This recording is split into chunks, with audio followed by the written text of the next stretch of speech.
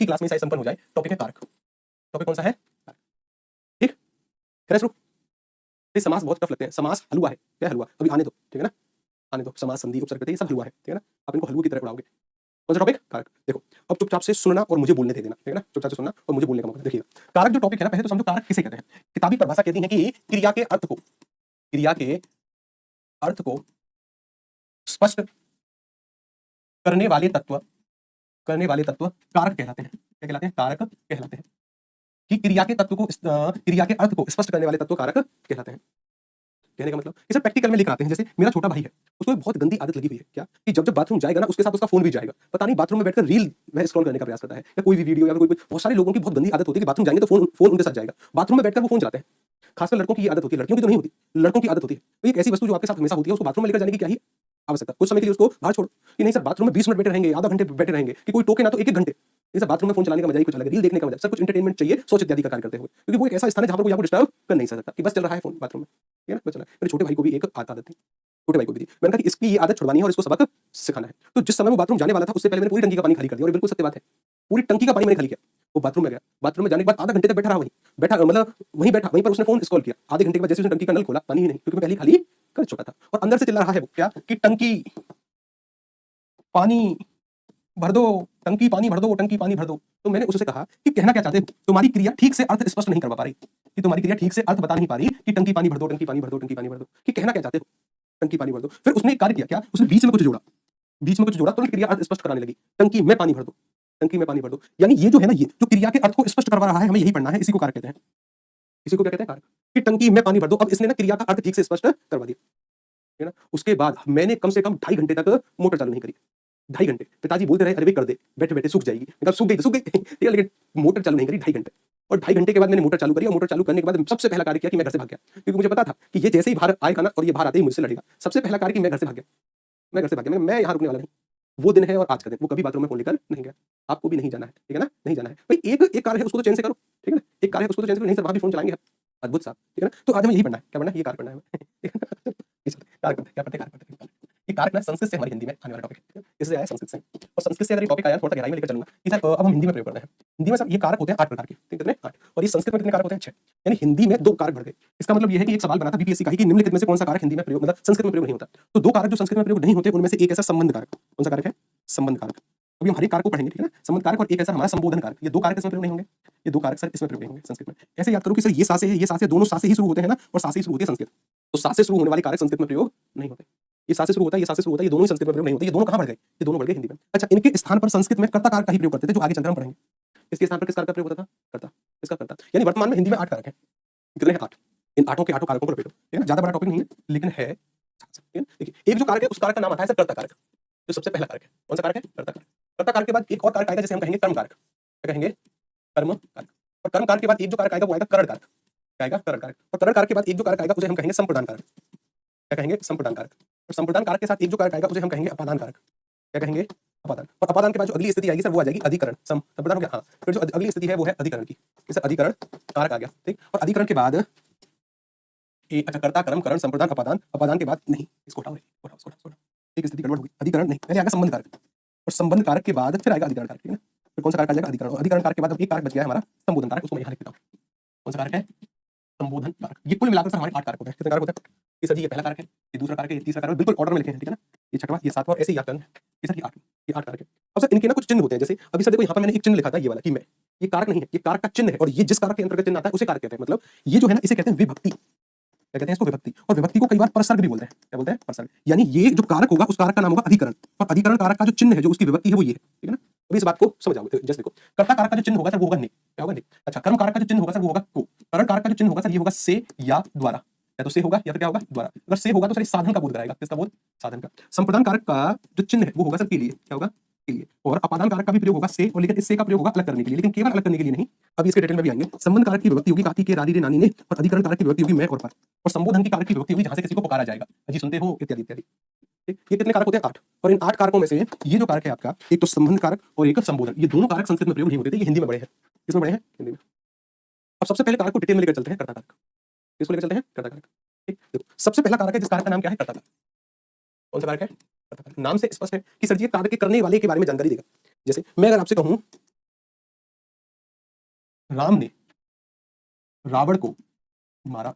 राम ने रावण को मारा और मैंने इसके नीचे हाईलाइट किया और मैंने कहा मुझे कारक बताओ कौन सा कारक है। तो आपका उत्तर क्या होगा कि सर कारक की बात, तो सर कर्ता कारक की जो विभक्ति है ना उसे हम जानते हैं ने, क्या जानते हैं कि सर यहाँ पर हमें जानकारी मिल रही है कि कार्य करने वाला राम है, राम ने मारने का प्रयास किया है, इसके बारे में जानकारी ये ने देगा कि मारने वाला राम है, इसके बारे में जानकारी मिलती है ने से। मेरा सीधा उत्तर होगा कर्ता कारक। और इसमें कौन सी रॉकेट साइंस है?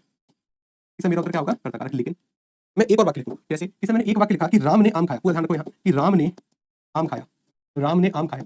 मैंने कहा कि बताओ कौन सा कारक है, तब आपका उत्तर क्या होगा कर्ता कारक। क्या होगा कर्ता कारक, क्या उत्तर होगा कर्ता कारक। लेकिन अगर इसी बात को मैं थोड़ा सा अलग तरीके से लिख दूं, कैसे, मैं इसी बात को ऐसे लिख दूं कि राम आम खाता है, राम आम खाता है, ऐसे लिखा कि राम आम खाता है।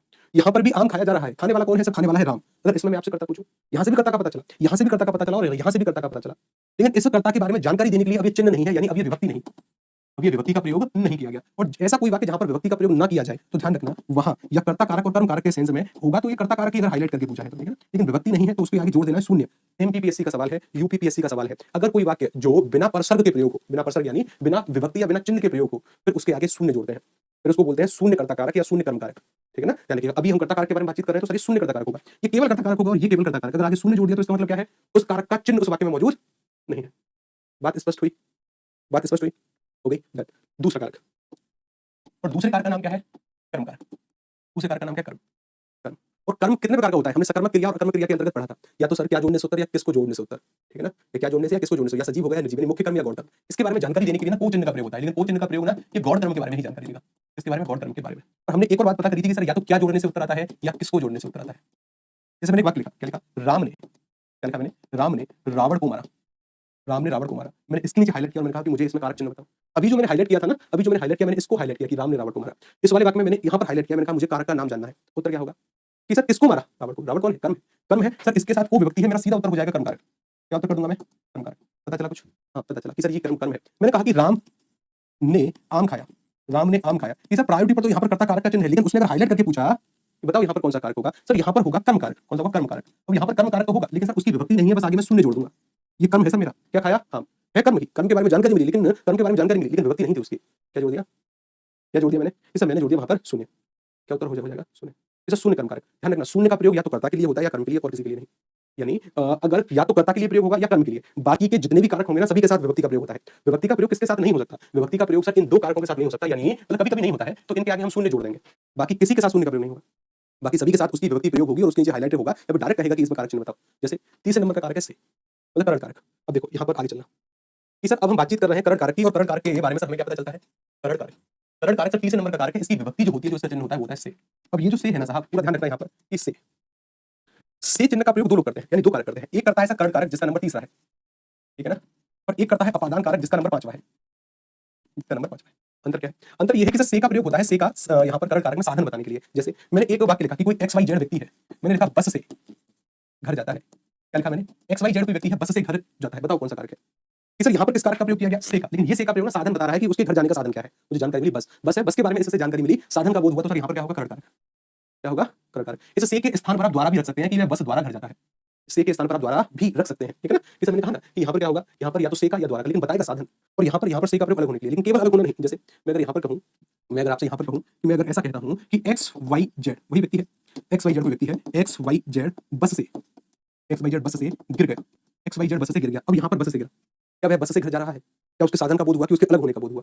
कि सर ये जो अपादान कारक है ना, से का ही प्रयोग करेगा, लेकिन अभी अलग होने के लिए कि वह बस से गिर गया, मुझे दूर होने का भाव पता चला, तो उसका मतलब क्या है, यानी अलग होने का भाव पता चला, ये अपादान है। लेकिन एक और बात कि सर अपादान का प्रयोग केवल और केवल अलग करने के लिए नहीं होता, अपादान का प्रयोग होता है कि सर या तो दूरी बताई जाएगी, दूरी बताने के लिए से का प्रयोग होगा। तो जैसे मैं कहूँ पटना से गया की दूरी 150 किलोमीटर है, पटना से गया जी की दूरी 150 किलोमीटर है। मैंने क्या कहा, पटना से, ठीक है ना, तो मैं दूरी बता रहा हूँ। दिल्ली से मुंबई की दूरी 1400 किलोमीटर है। से का प्रयोग दूरी के लिए, से का प्रयोग अगर सर भय बताने के लिए होगा, इसका भय। मैं कहूँ राधा भालू से डरती है, से का प्रयोग डर के लिए, राधा भालू से डरती है, से का प्रयोग डर के लिए। मैंने कहा से का प्रयोग तुलना के लिए, तुलना के लिए, से का प्रयोग तुलना के लिए कि सर राधा श्यामा से अधिक सुंदर है, राधा श्यामा से अधिक सुंदर है, से का प्रयोग तुलना के लिए, राधा श्यामा से अधिक सुंदर है। मैं कहूँ से का प्रयोग लजाने के लिए या शर्माने के लिए, लजाना अर्थात शर्माना, लजाना शर्माना, से का प्रयोग कि बहू सास से शर्माती है, लड़का मामा जी से शर्माता है, बहू सास से लजाती है, से का प्रयोग शर्माने के लिए। उत्तर क्या होगा, अपादान। मैं कहूँ से का प्रयोग जहां से कोई शिक्षा ग्रहण करने से होता है, शिक्षा। जैसे मैंने कहा कि व्यक्ति गुरुओं से व्यवहार सीख रहा है या शिक्षा ग्रहण कर रहा है, व्यक्ति गुरुओं से या फिर छात्र अध्यापक से सीख रहा है, अच्छी बातें सीख रहा है, उसका प्रयोग क्या होगा, सर ये सभी अपादान होंगे। क्या होंगे, अलग करने के लिए तो होता ही है कि भाई पेड़ से पत्ते झड़ते हैं, अलग करने के लिए से का प्रयोग तो होता ही है। जैसे ये अलग हुआ कि बस से गिर गया, यानी बस से अलग हो गया, दूर होने का भाव। गुरुजी राधा मेरे दोस्त की गर्लफ्रेंड है, बहुत अच्छी बात है, ठीक है ना, बहुत अच्छी बात है, ठीक है ना, ठीक, डन। कि सर से का प्रयोग दो जगह हो। अभी मैं इसके सवाल पूछूंगा आपसे, और सवाल बताते समय अगर किसी ने कुछ भी कहा कि नहीं गुरुजी नहीं बहस पानी में, कोई बहस पानी में नहीं लगेगी, ठीक है ना, डन। अच्छा मैंने आपसे कहा, अच्छा एक और बताया सर चौथा, चौथे नंबर का जो है ना साहब, चौथे नंबर का है हमारा, उसका नाम है संप्रदान, संप्रदान कारक। और संप्रदान कारक की जो विभक्ति है उसका नाम है कीलिए, नाम है कीलिए। और कीलिए के स्थान पर कई बार को का भी प्रयोग होता है, लेकिन दोनों का अर्थ एक ही होता है। सिंपल सी बात है, जहां पर कुछ देने का या दान देने का भाव होगा वहां पर क्या होगा, संप्रदान। जहां पर कुछ दान देने का भाव होगा वहां पर क्या होगा, संप्रदान। जैसे मैं कहूं राजा ने प्रजा को कंबल बांटे, या राजा ने प्रजा के लिए कंबल बांटे, राजा ने प्रजा के लिए कंबल बांटे, कंबल बांटे, राजा ने प्रजा के लिए कंबल बांटे। तो राजा कुछ दान कर रहा है, उसके लिए के लिए आया, तो सर ये संप्रदान है, क्या हो जाएगा, ये संप्रदान कारक। जहां पर कुछ दान देने का, अच्छा जहां पर के लिए की जगह कई बार को का भी प्रयोग होता है कि राजा ने प्रजा को कंबल बांटे, वो भी सही है। तो जहां पर दान देने के लिए या तो के लिए या को का, इन दोनों में से किसी का प्रयोग होगा तो क्या होगा, संप्रदान। ठीक, अच्छा अब देखो यहाँ पर आओ, संप्रदान हुआ, इसको यहीं पर समझो क्या हुआ, संप्रदान। अपादान के लिए से हम से को पढ़ चुके हैं। संबंध, रामू की गाय खो गई, काकी के रानी ने नानी ने, रामू की गाय खो गई, एक वाक्य लिखा मैंने, रामू की गाय खो गई, किसकी गाय थी जी, रामू की थी, खो गई, गाय किसकी थी, रामू की। ये संबंध है उनका अधिकरण कि भाई पुस्तक मेज पर है, पुस्तक मेज पर है, पुस्तक मेज पर, कहां पर है, मेज पर, पुस्तक मेज पर है, ये क्या है, अधिकरण। मैंने कहा संबोधन कि अजी सुनते हो, अजी सुनते हो, तो अजी जो शब्द है ना पुकार रहा है पति को, अजी सुनते हो, ये क्या है, ये संबोधन। हे भगवान मुझे बचा लो, तो मैं भगवान को पुकार रहा हूं, हे भगवान मुझे पुकार लो। रमेश चाय पी लो, तो मैं रमेश को पुकार रहा हूं, रमेश चाय पी लो। अजी सुनते हो, जहां से भी किसी को पुकारा जाएगा क्या होगा, संबोधन। सवालों पर आओ, फिर इसके कुछ और तथ्य हैं जिनके बारे में हमें जानना है, ठीक है ना। तो जितनी भी बातें मैंने कही है ना वो सारी की सारी बातें यहाँ पर है कि कारक वास्तविक रूप से है क्या, ये किताबी परिभाषा है, ठीक है ना। किताबी परिभाषा का कोई औचित्य नहीं है जब तक वो समझ में ना आए, ठीक है ना। क्रिया के अर्थ को स्पष्ट करने वाले जो होते हैं वो कारक होते हैं। ये विभक्ति की है कि सर उसके कुछ चिन्ह होते हैं, जैसे कर्ता कारक का चिन्ह है ने, ठीक। मैंने कहा ये हमारे 8 कारक हैं, और ये इन 8 कारकों को याद करने की ट्रिक है कि अरे चंदू के चाचा ने चंदू की चाची को चाइना से आकर चांदनी चौक पर चांदनी रात में चांदी की चम्मच से चाची के लिए चटनी चटाई। तो वाक्य बनाया कि अरे चंदू के चाचा ने चंदू की चाची को चाइना से आकर चांदनी चौक पर चांदनी रात में चांदी की चम्मच से चाची के लिए चटनी चटाई। इसमें 8 कारक आ गए। मतलब कि अरे का मतलब क्या, संबोधन।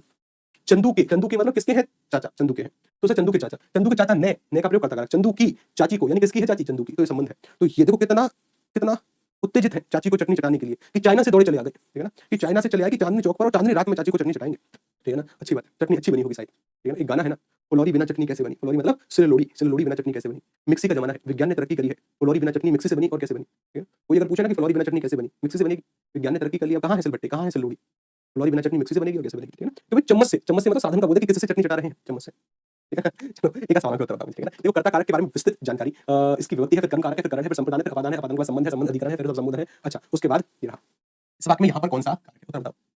मैंने कहा कि मोहन कलम से लिखता है, मोहन कलम से लिखता है, से का प्रयोग हुआ है, साधन बता रहा है, साधन बता रहा है तो क्या होगा, साधन बता रहा है तो क्या होगा, करण कारक। ध्यान रखिए कि सर जी इसका जो उत्तर होगा साधन बता रहा है, ये क्या होगा, बी मेरा उत्तर होगा। ध्यान रखिए कर्म कारक का नंबर दूसरा है, कर्ता के बाद आता है, करण कारक तीसरा है, अपादान कारक पांचवा है और संबंध कारक छठवां है। कौन सा छठवां, नंबर याद होने चाहिए, अभी मैं बताऊंगा क्यों, ठीक है ना। अच्छा मैंने कहा पेड़ से पत्ता गिरा, ये यूपी में परीक्षा होती है पॉलिटेक्निक, उसमें ये था सवाल, तुमने सम्मिलित किया कि पेड़ से पत्ता गिरा, हालांकि ये वाक्य गलत है, पेड़ से पत्ता गिरा नहीं, पेड़ से पत्ता झड़ा, तो पेड़ से पत्ते झड़ते हैं, ठीक है ना, ये वाक्य शुद्ध है। कि मैंने कहा पेड़ से पत्ता झड़ा यानी अलग हुआ पेड़ से पत्ता, और पेड़ से पत्ता अलग हुआ, अलग होने के लिए सर से का प्रयोग है, अलग होने के लिए से का प्रयोग है, तो अपादान, अपादान का नंबर पांचवा, करण का नंबर तीसरा, संप्रदान का नंबर चौथा, अधिकरण का नंबर सातवां, ठीक। अच्छा नहीं अगर पता है नंबर तो बस सुनते रहो, सुनते सुनते शायद थोड़ी बहुत छवि दिमाग में बनी रहेगी, ठीक है। अगला सवाल मैंने कहा ये देखो उत्तर प्रदेश दरोगा का सवाल था, क्या था, हे भाई मुझे बचाओ, हे भाई मुझे बचाओ, तो मैं किसी को पुकार रहा हूं हे भाई, और जहां से सर किसी को पुकारा जाएगा, जहां से सर किसी को पुकारा जाएगा वहां पर क्या होगा, संबोधन। अच्छा संप्रदान में सर जहां से दान देने के भाव के लिए या तो के लिए का प्रयोग होगा या को का प्रयोग, कि राजा ने प्रजा के लिए असरफियां बांटी। अधिकरण में सर मैं और पर का प्रयोग होता है कि तोता ढाली पर बैठा है, बाल्टी में पानी भर दो या टंकी में पानी भर दो, वो अधिकरण है। अपादान में से का प्रयोग होता है अलग करने के लिए, संप्रदान चौथा नंबर है, संबोधन 8वां नंबर है, अधिकरण 7वां नंबर है, अपादान 5वां नंबर है कारक की स्थिति में, ठीक। इसका उत्तर क्या होगा, संबोधन।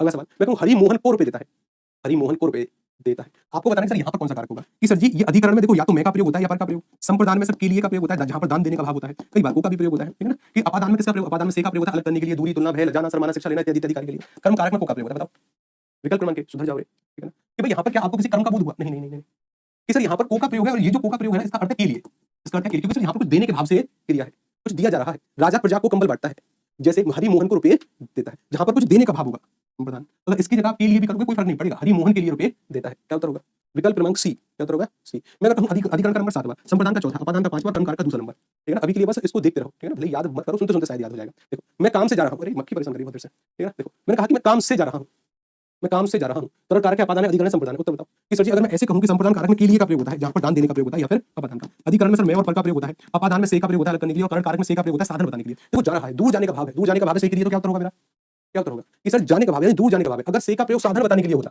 कि राधा चाकू से फल काटती है, तो किससे फल काटती है, चाकू से, तो मुझे साधन पता चलता। मोहन कलम से लिखता है तो साधन के बारे में पता चलता कि कलम से लिखता है। मैंने कहा दूर जाने के भाव के लिए से का प्रयोग तो क्या होगा, विकल्प क्रमांक बी उत्तर आना चाहिए। क्या उत्तर आना चाहिए? अगला सवाल देखो, वह चम्मच से चावल खाता है। यहाँ पर भी से का प्रयोग है। किसका प्रयोग है? से का प्रयोग। अब ये जो से का प्रयोग है, ये किसके लिए हुआ? वह चम्मच से चावल खाता है। साधन का बोध हुआ कि किससे खा रहा है, और साधन के लिए सर से का प्रयोग, सर संबंध काकी के रारी रे नानी ने, अधिकरण में सर मैं और पर का प्रयोग होता है, और कर्ता कारक की विभक्ति ने, कर्ता कारक का नंबर है पहला, अधिकरण का सातवां, संबंध का छठवां, कारण कारक का तीसरा। ठीक, मैं आपसे कहूं कि चम्मच से, तो सर कारण कारक हो। अगला सवाल, मैं कहूं गहने अलमारी में है, कौन सा कारक है? गहने अलमारी में है। क्या उत्तर करोगे? क्या उत्तर करोगे? अपादान कारक के लिए तो से का प्रयोग होता है, इससे संबंध कारक के लिए काकी के रारी रे नानी ने का प्रयोग होता है, अधिकरण में सर या तो मैं का प्रयोग होता है या पर का प्रयोग होता है, कारण कारक के लिए तो से का प्रयोग होता है साधन बताने के लिए, कारण कारक का नंबर तीसरा है, अधिकरण का सातवां, संबंध का छठवां, अपादान का पांचवां नंबर। ठीक, मैंने कहा गहने अलमारी में है, अलमारी में है, कहने का तात्पर्य अधिकरण उत्तर बी उत्तर आना चाहिए। अगला सवाल देखो, मैं कहूं कि निम्नलिखित में किस वाक्य में अपादान कारक का प्रयोग हुआ है? कहां पर अपादान कारक का प्रयोग? अपादान मतलब से का प्रयोग अलग करने, दूरी, तुलना, भय, लजाना, शर्माना इत्यादि इत्यादि कार्य के लिए। मैंने कहा मोहन ने पत्र लिखा, मोहन ने पत्र लिखा, कौन सा कारक होगा? मैंने कहा हम आंखों से देखते हैं, देखने का साधन, हाँ। बिल्ली छत से कूदी, अच्छा इसे छत से कूदी यानी छत से अलग हुई, इसे से का प्रयोग अलग करने के लिए ये अपादान होगा, ये अपादान होगा, तो सर मेरा उत्तर क्या होगा? विकल्प क्रमांक डी। गीता का भाई, सर ये संबंध कारक है, सर संबंध कारक है, सर कौन सा कारक हो जाएगा? ये संबंध, संबंध कारक छठवां, ये पांचवा नंबर, ये तीसरा नंबर और ये पहला नंबर है। ठीक है ना? कौन सा? अगला, मैंने कहा प्यारे दोस्तों आप सब अवश्य आइएगा, हमारे कंप्यूटर जी की यहाँ एक फंक्शन है, ठीक है ना?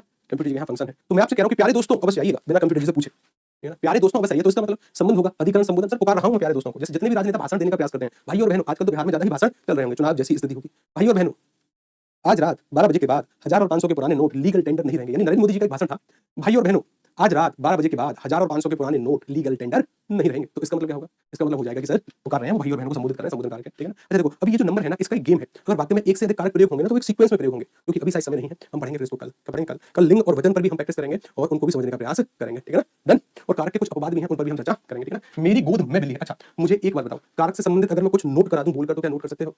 ठीक, अगर कारक से संबंधित कुछ चीजें अगर मैं एक आध पेज नोट करा दूं तो नोट तो कर सकते हो, या नोट करने में दिक्कत है कि मैं ही लेकर आऊंगा, या फिर अगर आपको लिखा हुआ चाहिए तब तो वो एक अलग बात है, लेकिन अगर नोट कर सकते हो तब तो मैं बोल दूंगा तुरंत तुरंत तुरंत उसको लिख के चला, ठीक है ना? कुछ इसके अपवाद है और उससे अक्सर सवाल फंसते हैं शायद। अभी तो हमने केवल बेसिक बातें समझी है, गहराई में नहीं आई अभी, ठीक है ना? गहराई में आएंगे कल।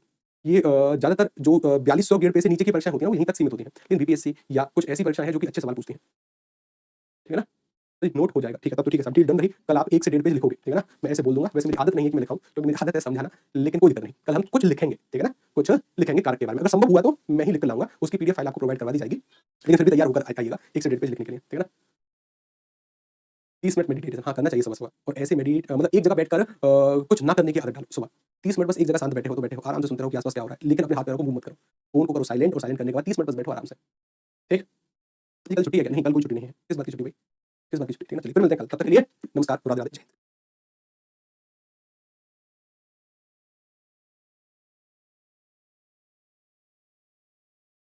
आपने एक वाक्य लिखा, आपने एक वाक्य बताया कि राम का घर बड़ा है। राम का घर बड़ा है। मैं समझ नहीं पा रहा क्या पूछ रहे हैं आप? अगर इसमें आप कर्ता पूछ रहे हैं, तो कर्ता तो सर यहाँ पर राम होगा। अगर आप यहाँ पर कारक पूछ रहे हैं, कारक तो सर यहाँ पर संबंध कारक होगा कि सर हम राम के घर की बात कर रहे हैं। अगर आप यहाँ पर विशेषण पूछ रहे हैं, तो सर ये घर की विशेषता बताएगा कि घर क्या है, घर बड़ा है, ये गुणवाचक विशेषण होगा। क्या होगा? ये गुणवाचक। अगर आप यहाँ पर क्रिया का प्रकार पूछ रहे हैं, तो ये सहायक क्रिया होगी। कौन सी क्रिया होगी? सहायक क्रिया जो समय का निर्माण करा रही है। अगर आप घर के बारे में पूछ रहे हैं, तो घर वह वस्तु है जिसका संबंध क्रिया से है, यानी ये घर संज्ञा का ही नाम है, यानी सर ये भी एक संज्ञा है, लेकिन ये संज्ञा कर्ता के रूप में नहीं, ठीक है ना? अच्छा का क्या है? राम का घर, तो ये संबंध कारक है। अगर का क्या है, का के बारे में जानकारी है, तो ये सर एक प्रकार का संबंध कारक होगा। क्या होगा? संबंध कारक, संबंध कारक, ठीक है ना? डन। आगे चलें। तो कल हमने एक वादा किया था कि कल कि आज की क्लास में आपको थोड़ा बहुत लिखना है, क्या लिखना? लेकिन हमने उस प्रक्रिया को भी थोड़ा बहुत सरल बनाने का प्रयास किया। सरल अर्थात ऐसे कि आज आपको बस समझना है, ये फाइल हम अभी अपलोड करवा देंगे कारक की, ठीक है ना? लेकिन इस समय विस्तृत तरीके से कारक को बताया गया है। हालांकि टाइम तो लगा, लेकिन ये टाइम लग गया, कोई दिक्कत वाली बात नहीं, लेकिन ये फाइल अब आपके पास रहेगी, ठीक है ना? रहेगी। और अगर लिखना है तब भी हम इसको लिखा देंगे, लेकिन अगर लिखा हुआ है तब तो बस केवल समझ लो, ठीक है ना? समझ लो, और समझने के साथ साथ फिर इस पर बातचीत हम करते हैं, ठीक है ना? फिर इस पर हम बातचीत समझते हैं, समझने के बाद फिर स्थिति अलग है, ठीक है ना? फिर हम आएंगे लिंग और वचन और कारक, वचन और लिंग पर, ठीक है ना? कि लिंग वचन क्या है, स्त्रीलिंग पुल्लिंग या फिर एक वचन बहुवचन इत्यादि इत्यादि टॉपिक। फिर से बफरिंग हो रही है। देखिए, यहाँ पर समझने का प्रयास करिए कि सर जी यहाँ पर बताया गया कि वास्तविक रूप से कारक है क्या, और कारक है क्या। यहाँ पर अगर आप नीचे की तरफ आओगे ना, तो ये भी जानकारी आपके पढ़ने के लिए है, लेकिन समय मिल जाए तो पढ़ना। लेकिन आपको पढ़ना क्या है? आपको पढ़ना क्या है? यहाँ से सर कर्ता कारक की जानकारी शुरू होती है। इसकी जानकारी कर्ता कारक की हमने सर ये पढ़ा था कि सर कर्ता कारक के लिए ना ने का प्रयोग होता है कि आतंकवादियों ने पूरे विश्व में आतंक मचा रखा है, कि भाई हम किसके बारे में बातचीत कर रहे हैं? आतंकवादियों की, और उन्होंने पूरे विश्व में आतंक मचा के रखा है। तो तब हमने कहा था कि साहब ये जो है ना, ये कर्ता कारक है सर। कौन सा कारक होगा? कर्ता कारक, ठीक है ना? कौन सा कारक होगा? कर्ता कारक। अगर ये कर्ता कारक है ना, इसके बाद यहाँ पर हम अगर देखने का प्रयास करें, बस आपको एक आध कारक पर ही फोकस करने का प्रयास करना है कि यहाँ पर कई बार क्या होगा, क्रिया के साथ कौन शब्द जोड़ने से ना हमें कर्ता की प्राप्ति होती है कि भाई अगर मैं कहूं पेड़ पौधे ऑक्सीजन देते हैं, तो कौन ऑक्सीजन देते हैं, तो हमें एक जानकारी मिलती है पेड़ पौधे, तो पेड़ पौधे करता है, लेकिन यहाँ पर विभक्ति नहीं है, तो इसको शून्य कर्ता कारक हम बोल देंगे। अच्छा कौन पकड़ा गया? सर डाकू पकड़ा गया। कौन पकड़ा गया? डाकू। मैंने कहा छात्र गेंद से खेलते हैं, कौन खेलते हैं? छात्र। ये करता है, कौन जोड़ने से कर्ता की प्राप्ति होती है? अच्छी बात है। इसके साथ अगर हम बातचीत करें कि सर यहाँ पर क्या है? कर्म, कर्मवाच्य के द्वारा भी इसका प्रयोग होता है, ध्यान रखिएगा। इसके साथ साथ अगर हम बातचीत करें यहाँ पर कुछ वाक्यों को और देखो, जैसे मैंने कहा कि छात्रों को पढ़ाना चाहिए, ये कर्म कारक है। किसको पढ़ाना चाहिए? छात्रों को, ठीक है ना? लेकिन ये सजीव के बारे में, अगर कर्म निर्जीव होगा तो वहां पर को का प्रयोग नहीं होगा, ठीक है ना? को का प्रयोग नहीं होगा। जैसे अगर हम यहाँ पर बातचीत करें इसके बारे में कि तालिबानियों ने पाकिस्तान को रौंद डाला, किसकी बात कर रहा हूं? तालिबानियों नहीं। अगर यहाँ पर हाईलाइट करके पूछा जाता है तो सर ये कर्ता कारक है, ये कौन सा है? ये है सर कर्म कारक, ठीक है? कि किसको रौंद डाला, पाकिस्तान को, ये कर्म है, ठीक है ना, को के साथ प्रयोग कि सुंदरलाल बहुगुणा ने चिपको आंदोलन चलाया, क्या चलाया, चिपको आंदोलन, क्या चलाया, चिपको आंदोलन, तो ये कर्म की प्राप्ति हो रही है। कृष्णा पुस्तक पढ़ती है, क्या पढ़ती है, पुस्तक, ये कर्म है, तो सर ये कर्म कारक यहाँ पर होगा, लेकिन विभक्ति नहीं है तो शून्य कर्म कारक। इसके बाद यहाँ पर हमने इसके नियम लिखे हैं कि कर्म बिना चिन्ह के भी प्रयोग होता है। जैसे अगर मैं कहूँ राम किताब पढ़ता है तो यहाँ पर कोई चिन्ह नहीं है उसका, लेकिन क्या पढ़ता है, किताब, तो किताब के बारे में जानकारी मिली, तो सर फिर मैं इसको कहूंगा कि सर ये शून्य कर्म कारक होगा, यानी यहाँ पर कर्ता जो कर्म कारक है वो बिना विभक्ति के प्रयोग हुआ। इसके बाद सर मैं कहूंगा अगर प्राणी जीवित होगा तब को का प्रयोग होगा, निर्जीव पर नहीं होगा। जैसे श्याम विमल को पढ़ाता है, ये क्या है, ये सर सजीव, को का प्रयोग किया गया। मैंने कहा राधिका खाना बनाती है, ये सर निर्जीव है, यहाँ को का प्रयोग नहीं है। मैंने कहा कहीं पर भी किसी भी वाक्य में ऐसे शब्द आते हैं, दोनों ओर, चारों ओर, की ओर, इत्यादि इत्यादि, अगर ऐसे टर्म्स अगर आ जाए ना, वहाँ कर्म कारक होता है। इसी के लिए कुछ कुछ नियम बताने का प्रावधान कि कहीं पर दोनों ओर, चारों ओर, इस तरीके के वाक्य हो तो वहां पर कर्म कारक उत्तर देना है। कि मंदिर के दोनों ओर सड़क है, यहाँ पर ना तो देखो यहाँ पर आपको कोक विभक्ति दिखेगी नहीं, लेकिन ये जो वाक्य है ये इस तरीके के शब्दों से बना है कि मंदिर के दोनों ओर क्या है, सड़क, तो सर क्या जोड़ने से उत्तर मिलेगा, इसके बारे में जानकारी यहाँ से हमें प्राप्त होती है। कर्म कारक उत्तर होगा इसका। मैंने कहा कि नरेंद्र के चारों ओर छात्र बैठे हैं, तो सर ऐसे वाक्य जहां पर दोनों ओर, चारों ओर, की ओर, इस तरीके के वाक्य है तो वहां पर कर्म कारक उत्तर। मैंने कहा पिता महाविद्यालय की ओर जा रहे हैं, पिता महाविद्यालय की ओर, तो सर की ओर का प्रयोग हुआ तो उत्तर क्या होगा, कर्म कारक। मैंने कहा कहीं भी ऐसे कोई वाक्य जहां पास, दूर, निकट का प्रयोग होता हो तो सर वहां भी क्या होता है, कर्म कारक। कैसे, मैंने कहा विद्यालय के पास जिलाधीश कार्यालय है, एमपीपीएससी का सवाल था, ठीक है ना, कि अगर ऐसा कोई सवाल बना तो वो एमपीपीएससी ने पूछा कि एक ऐसा वाक्य था और ये किताबों में जानकारी नहीं है, ठीक है ना, कि अगर आप किसी किताब से पढ़ेंगे संभव नहीं है कि वहां पर इस तरीके की जानकारी लिखी, लेकिन फिर भी ध्यान से पढ़ने का प्रयास करना कि ये पास, निकट, दूर किसी भी वाक्य में आ रहा है तो उसको कर्म कारक माना जाना चाहिए। जैसे, और ये ना ये अपवाद है क्योंकि यहाँ पर कर्म कारक की विभक्ति आपको को दिखाई नहीं देगी, और को दिखाई नहीं देगी तो सर शून्य कर्म कारक होगा, लेकिन चयन कर पाना बड़ा मुश्किल होता है कि सर जी यहाँ पर कर्म कारक करें कि कौन सा कारक करें कि संबंध कारक करें। तो ऐसे शब्द जहां पर किसी भी वाक्य में आते हैं ना वहां पर कर्म कारक होता है। कि विद्यालय के पास जिलाधीश कार्यालय है, या अगर मैं कहूं किशनगढ़ के निकट अजमेर है, कि सर ऐसे शब्द जहां पर प्रयोग होते हैं वहां पर क्या होता है, कर्म कारक। मैंने कहा ऐसा कोई वाक्य जो दिन के बारे में जानकारी दे या तारीख के बारे में या वार को बताए तो वहां पर क्या होता है, कर्म कारक। जैसे मैं कहूं मैं पूर्णिमा को परिक्रमा करता हूं, तो सर हमें एक तिथि के बारे में जानकारी मिली, तो हम सोमवार को गांव चले जाना, रविवार को फिल्म देखना, हालांकि यहाँ पर को का प्रयोग हुआ है क्योंकि यहाँ पर दर्शा रखा है, लेकिन किसी किसी वाक्य में अगर को का प्रयोग ना हो, वार का प्रयोग हो, तारीख का प्रयोग हो या दिन का प्रयोग हो, उत्तर करना कर्म कारक। सोमवार को आना, सोमवार को आना, इसका मतलब कर्म कारक है सर ये। इसके बाद मैं कहूं विशेषणों को संज्ञा की तरह से इस्तेमाल किया जाता है, कई बार विशेषणों को जब संज्ञा की तरह से प्रयोग करें, जैसे अगर मैंने एक वाक्य लिखा कि राम गरीब है, राम गरीब है, तो सर ये गरीब क्या है, राम शब्द की विशेषता बता रहा है, यानी सर ये विशेषण है। और जब विशेषणों को संज्ञा की तरह प्रयोग किया जाएगा, अर्थात कि अगर मैं कहूं कि गरीबों की सहायता करो, अब ये गरीबों क्या है, जातिवाचक संज्ञा, गरीबों की सहायता करो, गरीबों की सहायता करो, गरीबों की सहायता करो या गरीबों को दान दो, तो सर यहाँ पर चाहे किया जाए या को, यहाँ पर इसका उत्तर होगा कर्म कारक। क्या उत्तर होगा, कर्म कारक। इसे गरीबों को मत सताओ, तो गरीब क्या है, एक विशेषण है, विशेषण का यहाँ पर संज्ञा की तरह से प्रयोग किया गया है, यानी अभी जातिवाचक संज्ञा है। वृद्ध, कि राम वृद्ध है तो वृद्ध विशेषण है, लेकिन वृद्धों को परेशान मत करो, ये कर्म कारक है। सज्जन को गले लगाओ, ये कर्म कारक है, ध्यान रखिएगा, ठीक है। अच्छा आगे चलते हैं, आगे चलें। आगे चलने के बाद यहाँ पर कुछ स्थिति और दी गई है, जैसे याद रखने के लिए टेबल बनवा दी गई है कि कहाँ कहाँ पर कर्म कारक की विभक्ति होती है, कहाँ नहीं। यानी प्राणी जब जब होता है ना तो कर्म कारक की विभक्ति सम्मिलित होती है को, निर्जीव होता है तो सर बिना को के ये वाली विभक्ति का प्रयोग होता है। आसपास निकट हो तो कारक सर यहाँ पर कर्म होता है, लेकिन विभक्ति का प्रयोग हो भी सकता है और नहीं भी। दिन तारीख का प्रयोग है तो सर को विभक्ति का प्रयोग होगा, विशेषण संज्ञा की तरह प्रयोग है तब भी को विभक्ति का प्रयोग होगा। यहाँ कर्म कारक सभी में होता है, कर्म कारक सभी में होता है। जहाँ पर विभक्ति है वहाँ पर क्या होगा, केवल कारक, और जहाँ पर नहीं है वहाँ शून्य शब्द का बस हमें प्रयोग करना होता है। कल इसी बात पर हमने और आपने चर्चा करी थी, ठीक ठीक। अच्छा लिखोगे क्या इसको, लिखोगे क्या इसको, ये लिखा हुआ ही है। अगर वापस से लिखने का प्रयास करना है तो बिल्कुल कर लो, ठीक है ना। वापस से लिखने का प्रयास करना है तो वो आप कर सकते हैं। बस दो ही कारकों के बारे में कुछ अपवाद मुझे बताने थे। ये संपूर्ण कारक के नोट्स हैं, ठीक है ना, ये संपूर्ण कारक के नोट्स हैं जिसके बारे में हमें बात करनी है, जिसके बारे में सर हमें बात करनी है। ये देखो करण कारक की बात है। इसके बाद की बात करें कि ये सब परीक्षा के उपयोगी तथ्य हैं। लिखने के इच्छुक हो तो लिखो, लेकिन मैं लिखाने से ज्यादा समझाने पर थोड़ा बहुत विचार करता हूँ। ये वही है, ये मैं ऐसा ही लिखवाने का प्रयास करूंगा जैसा यहाँ पर लिखा गया है, ठीक है ना, जैसे यहाँ पर लिखा गया है, ठीक। अच्छा बस एक और कारक के बारे में विचार करते हैं, फिर कुछ सवाल, फिर उसके बाद आपका अगला टॉपिक जो भी होगा वचन या लिंग, दोनों ही टॉपिक आज कवर करने हैं हमें, ठीक है ना। अच्छी बात है, बस एक और कारक को थोड़ा बहुत समझने का प्रयास करिए। ये रहा जी संप्रदान कारक, बस किसको पढ़ना है, संप्रदान कारक को, ठीक है ना, संप्रदान कारक को। ये जो संप्रदान कारक है ना इसके बारे में बस थोड़ा बहुत विचार करना है बस। उसके बाद सीधे एग्जांपल बनाएंगे। जैसे संप्रदान कारक के लिए सर हमने पढ़ा था जहाँ पर कुछ दान देने का भाव होता है वहाँ संप्रदान कारक होता है। दान देने के भाव के लिए या तो के लिए का प्रयोग होता है या फिर को का प्रयोग, ठीक। जैसे मैं कहूं गरीबों के लिए कपड़े दिए तो कुछ देने का भाव है, के लिए का प्रयोग हुआ, संप्रदान कारक है। अच्छा बच्चों को खिलौना दिया तो कुछ देने का भाव है, को का भी प्रयोग किया तब भी संप्रदान। या सर अगर हम यहाँ पर और देखने का प्रयास करें ना, यहाँ पर दान या उपकार का भाव वहाँ पर को का प्रयोग होता है, लेकिन कई बार क्रियात्मक क्रियाओं के लिए भी संप्रदान कारक होता है। जैसे क्रियात्मक क्रिया एक टर्म सर हमने पढ़ा था, अगर आपको याद होगा, जैसे मैंने कहा क्रियात्मक क्रिया, मैं कह दूं टहलना स्वास्थ्य के लिए, टहलना स्वास्थ्य के लिए लाभदायक है, टहलना स्वास्थ्य के लिए लाभदायक है, तो इसका मतलब ये है कि सर यहाँ पर के लिए का प्रयोग हुआ, ये क्रियात्मक क्रिया है। यानी क्रियात्मक क्रिया वाले वाक्यों में संप्रदान कारक होता है। मैं पढ़ने जाता हूँ, मिलने को आए, यानी मिलने के लिए आए, यानी मैं पढ़ने के लिए जाता हूँ, इन सभी में संप्रदान कारक होगा। यहाँ पर भी क्रियात्मक क्रिया का प्रयोग होता है, वहाँ पर क्या होता है, संप्रदान कारक। अच्छा एक और बस एक और टर्म्स की जहाँ पर अभिवादन होता है, ऐसे कोई वाक्य जहाँ पर बधाई इत्यादि दी जाती है वहाँ पर, या बधाई हो, अभिवादन हो, प्रणाम करना हो, वहाँ पर संप्रदान कारक होता है। गुरु को प्रणाम, तो सर हम प्रणाम कर रहे हैं, संप्रदान कारक है। मैंने कहा छात्रों को बधाई, बधाई देने का प्रयास है, क्या होगा, संप्रदान कारक। आपको धन्यवाद, यानी सर ये भी एक प्रकार के अभिवादन के ही लिए है कि आपको धन्यवाद, इसका मतलब संप्रदान। बस इसके अलावा और कुछ नहीं। अब आ जाओ सवालों पर, एक एक करके सवाल बताने का प्रयास करना, या फिर सवाल करेंगे सबसे आखिर में, तीनों टॉपिकों के सवाल सम्मिलित, ठीक है ना, तीनों टॉपिकों के सवाल करेंगे सम्मिलित। अगला टॉपिक है जी आपका लिंक। अगला टॉपिक कौन सा है, लिंक। ये जो कारक वाली फाइल ना, कंप्लीट फाइल आपके नोट्स सेक्शन में अपलोड करवा दी जाएगी शाम जैसे ये क्लास खत्म होगी, जैसे ये क्लास खत्म होगी ना, ठीक है। तो बहुत सारे विद्यार्थियों को ऐसी फीलिंग होती है सर पढ़ेंगे नहीं, बस फाइल से नहीं पढ़ना, कोई दिक्कत वाली बात नहीं है। अब देखो पूरा ध्यान रखना, अब बोर्ड पर एक अच्छा टॉपिक है और इस टॉपिक का नाम क्या है, इस टॉपिक का नाम है लिंक। क्या है, लिंक। अब देखो इस टॉपिक को ध्यान से समझते हैं। लिंक जो टॉपिक है ना सर, इससे दो अर्थ निकल कर आते हैं। जैसे कि सर एक आता है इसका अर्थ लोक व्यवहार की भाषा के आधार पर, कि सर आम जीवन में लोग लिंग शब्द का अर्थ क्या मानते हैं, और एक आता है सर हमारे काव्य के आधार। काव्य के आधार पर लिंग शब्द का जो शाब्दिक अर्थ है वो आता है एक प्रकार का चिन्ह, आता है एक प्रकार का चिन्ह, चिन्ह या फिर सर एक प्रकार का वर्ग या एक प्रकार की जाति। और जाति से मेरा मतलब ये नहीं है कि कोई ठाकुर कोई बनिया कोई वैसे नहीं, जाति से मेरा मतलब है कि स्त्री जाति की पुरुष जाति, वर्ग से भी मेरा मतलब है कि स्त्री वर्ग की पुरुष वर्ग। और चिन्ह को ऐसे लिखते हैं, अगर आप चिन्ह इस तरीके से लिख रहे हैं तो समझो गई भैंस पानी में।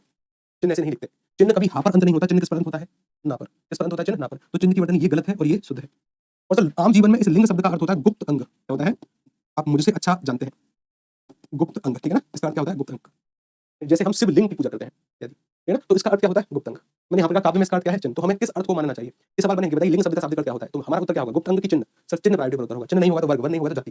कि सर चिन्ह का मतलब कि सर एक आइडेंटिटी है कि आप स्त्री हैं कि पुरुष, वो चिन्ह है, ठीक है ना, वो चिन्ह है। स्टार्ट करते हैं, ठीक है ना, स्टार्ट करते हैं इस टॉपिक को। ठीक, अब देखो हमारी हिंदी में ये जो चिन्ह टॉपिक है ना, हमारी हिंदी की अगर हम बात करें, यानी ये जो लिंग टॉपिक है, इसका शाब्दिक अर्थ है चिन्ह। दो प्रकार से होता है, कितने प्रकार से, एक तो होता है जिसका नाम है स्त्रीलिंग, क्या होता है स्त्रीलिंग, और एक नाम है जिसका नाम है पुल्लिंग।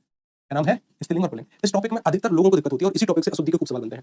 ये मेजर टॉपिक है क्वालिफाइंग परीक्षाओं को पास करने के लिए, ठीक है ना। मेरा व्यक्तिगत मत है कि 70 सवालों में से मिनिमम 4 सवाल मानो इस टॉपिक पर आधारित होंगे, प्रत्यक्ष या अप्रत्यक्ष रूप से। एक का सवाल तो इससे होगा और इससे अशुद्धि के सवाल कम से कम 2 या 3 सवाल होंगे। यानी अगर 2 सवाल इस टॉपिक से आ गए, 2 अशुद्धि वाले टॉपिक पर आधारित होकर आ गए, कम से कम 4 से 5 सवालों का जिम्मेदार अकेला टॉपिक है। बिल्कुल कुछ भी चीजें छोड़नी नहीं है इस टॉपिक के बारे में, ठीक है ना। जैसे देखिए स्त्रीलिंग और पुल्लिंग, स्त्रीलिंग और पुल्लिंग, ये टॉपिक हमारी हिंदी में संस्कृत से आया है। कहां से आया है, ये टॉपिक हमारी हिंदी में आया है संस्कृत से। और अगर संस्कृत के